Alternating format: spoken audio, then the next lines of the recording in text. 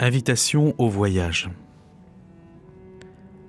J'étais loin d'imaginer qu'un tel désastre pouvait arriver si vite, me confie, abasourdi, Monseigneur Louis Sacco, le patriarche de Babylone, que j'arrive à joindre au téléphone avant de me rendre en Irak.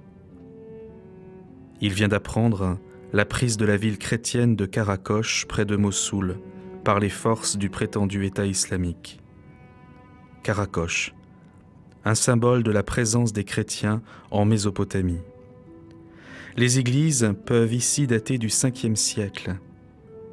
L'émotion est à son comble. L'impensable est arrivé. Très vite, Monseigneur Sacco se ressaisit. Le chef de communauté prend le pas sur l'homme de foi, sur l'homme tout court. Venez voir par vous-même. Vous constaterez quel est l'état d'esprit de nos fidèles, commente-t-il. Difficile de prolonger la discussion dans ces conditions. La ligne téléphonique est mauvaise avec Bagdad. C'est dans cette ambiance de tragédie que je m'apprête à quitter Istanbul, où j'habite depuis 5 ans.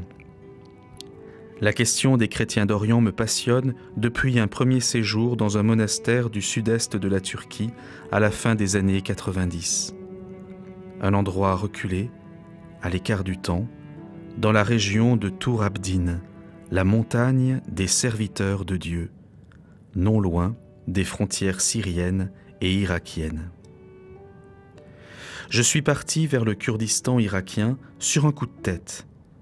Je voulais témoigner de ce qui s'annonçait comme le plus grand exil de chrétiens au Proche-Orient depuis 1915. Après avoir franchi la frontière turque, quelques kilomètres avant Duhok, un panneau indiquant le village de Semel me donne l'impression d'assister à une répétition de l'histoire. En ce même lieu, un vaste massacre de chrétiens s'est déroulé en 1933.